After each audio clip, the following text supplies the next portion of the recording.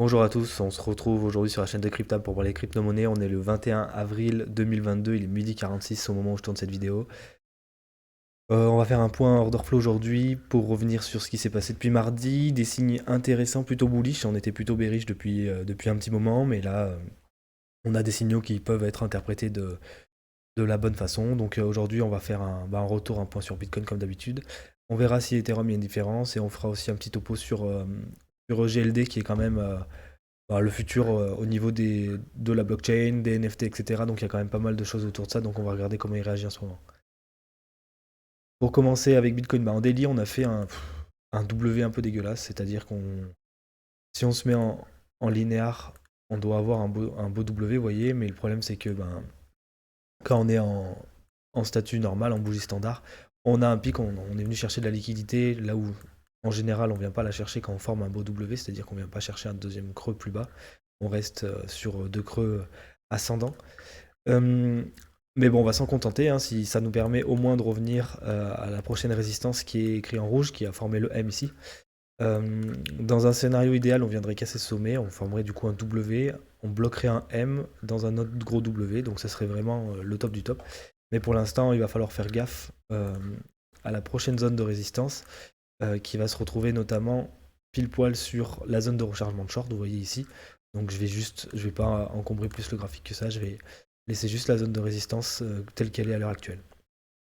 Pourquoi je dis que on a des retours de signaux très positifs? Bah là, du coup, on est en plein en train de pump d'ailleurs.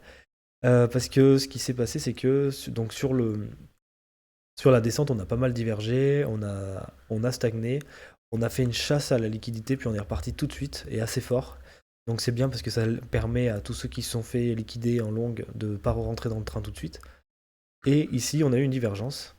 Et suite à cette divergence, on a tout de suite posé un nouveau W. Vous voyez ici, je l'ai représenté ce matin pour les followers Twitter, mais ici, on a tout de suite formé un W. Et c'est très très intéressant de former un W comme ça à la suite d'une divergence normalement baissière, hein, puisque vous voyez ici on fait des sommets de plus en plus haut alors que le MACD nous fait des sommets de plus en plus bas. Ça veut dire que les acheteurs sont strong. On le voit aussi ici au niveau de l'OBV. On a une décroissance des volumes et là on a vraiment un entrain en spot où il y a des investisseurs qui rentrent sur le marché. Enfin, qui rentrent sur le marché ou qui y tombent déjà et qui réinjectent. Donc ça c'est très intéressant. On va faire un point sur l'order flow pour compléter cette venue. Donc là, on est en 5 minutes. Ce qu'on voit, c'est que sur la montée ici, on a un ratio long qui est constamment en train de diminuer. Donc là, il est autour des 60%, ce qui est intéressant. En dessous de 50, ça serait vraiment incroyable. Et pendant ces phases de plat, ce qu'on a, c'est qu'on a une hausse ici, là et là, surtout là d'ailleurs, des open interest. Et du coup, c'est-à-dire qu'on a un maximum, on a beaucoup de positions qui s'ouvrent et avec une quantité de shorters qui est plus élevée. En 5 minutes, on a un retour funding positif-négatif, donc c'est intéressant. C'est rare de voir en 5 minutes un funding tout le temps négatif, puisqu'il tend quand même à être positif. Donc ça c'est très très boule bah, pour les prochains jours. En une heure, notamment, on voit que la prochaine résistance à venir chercher, c'est au niveau des 43 000 dollars. Ici, on est venu casser, vous voyez, cette zone ici qui avait servi de retournement. Donc la prochaine zone, vraiment, c'est autour des 43 000. Donc là, si on est boule aujourd'hui, on devrait potentiellement venir toucher cette zone ici, je vais mettre pile poil le trait, au niveau des 43 410 dollars. Je vais le mettre en rouge, c'est une résistance. Et du coup, on est bien parti, les gens continuent à short, donc ce qu'on espère c'est que ça short. Je voulais aussi vous montrer les liquidations. C'est-à-dire que dès qu'on a des liquidations longues, elles sont assez violentes. Ici, on a eu des liquidations short pour ceux qu'on FOMO qui étaient costauds. Mais vous voyez, on n'a pas eu, là, on est en train de liquider des gens, mais en termes de liquidation, c'est pas énorme par rapport au volume qu'on a liquidé sur cette partie-là. Donc c'était hier en fin de journée. Donc on a encore potentiellement beaucoup de jus plus haut pour aller liquider. Donc ça c'est très intéressant. Et ce qu'on va faire aussi, c'est qu'on va regarder en 5 minutes rapidement avec les liquidations et les fundings des altcoins seulement. C'est-à-dire que ici, on va venir sélectionner tout sauf le Bitcoin et Ethereum. On va le faire à la fois sur l'order flow, sur le funding et sur les liquidations. Ici, par contre, du coup, ce qu'on voit, c'est qu'on est venu liquider même pas tant que ça, vous voyez, pareil. Donc là, sur la descente, hop, on va se mettre en 5 minutes propre, voilà. Là, sur la descente, on a liquidé quand même pas mal de longues. On a fait des coups de pression short pour ceux qui étaient rentrés un peu tard. Mais ici, vous voyez, on est en train de casser on est en train de casser des résistances plus ou moins intéressantes et on liquide pas tant de monde que ça. Donc ça veut dire qu'il y a des liquidations plus hautes qui nous attendent au niveau des altcoins aussi. Donc ça c'est intéressant. Le seul point négatif c'est comme je vous le disais, vous voyez qu'on est sur une constante augmentation de l'open interest sur les alts avec une augmentation du funding. Donc il y a beaucoup de gens qui FOMO sur les alts. Donc ça serait quand même pas étonnant que sur Bitcoin on ait quelque chose comme pour punir les derniers entrants. Donc qu'on s'attende à quelque chose comme ça. Donc on casse les résistances. Et là sur la résistance, on met un petit coup de pression au sud. Ça permettra de liquider pas mal de gens sur les alts qui rentrent de manière tardive en position longue. Ensuite, on va passer à Ether. Donc Ether qui est, comme on l'avait dit, il suit un peu Bitcoin en ce moment. Hein. De toute façon, on le voit si on regarde la Bitcoin dominance, on va se mettre en daily. Si on regarde la Bitcoin dominance, elle est en train de remonter en ce moment.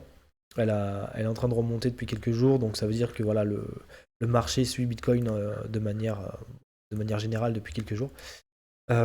Mais de point de vue ETH, c'est ce qu'on avait dit, il est un peu plus bull que Bitcoin dans le sens où il n'a pas cassé son premier arrêt. Vous voyez, il est venu faire une espèce de W bizarre, même si il n'est pas encore confirmé, même s'il y a cette zone de liquidité qui a été cherchée, cette déviation, on va dire, sur la latéralisation. Et ici, même chose que Bitcoin.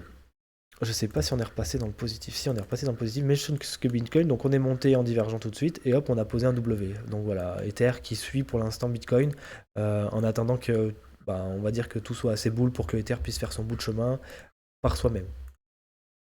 Et enfin, on va revenir sur EGLD. EGLD, c'est un de mes chouchous pour les prochaines étapes parce qu'il y a un gros potentiel autour de cette crypto-monnaie. Je pense que voilà, ceux qui sont déjà dedans le connaissent un petit peu. Ceux qui ne sont pas encore dedans devraient potentiellement s'y intéresser. Toujours pas de conseil en investissement, bien entendu.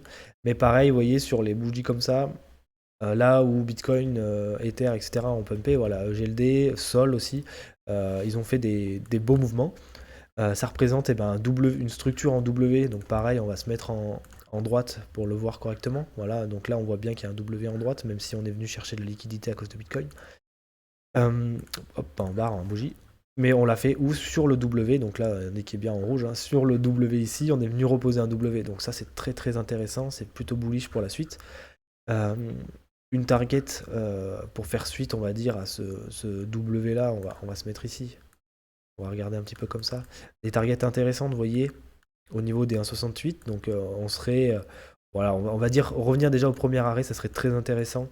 Donc ça serait une zone entre les 1,272 et 1,618 de ce mouvement-là. Et du coup, on serait au niveau des 276 $ pour EGLD, qui est pour moi une des grosses cryptos qui devrait performer d'ici pas longtemps.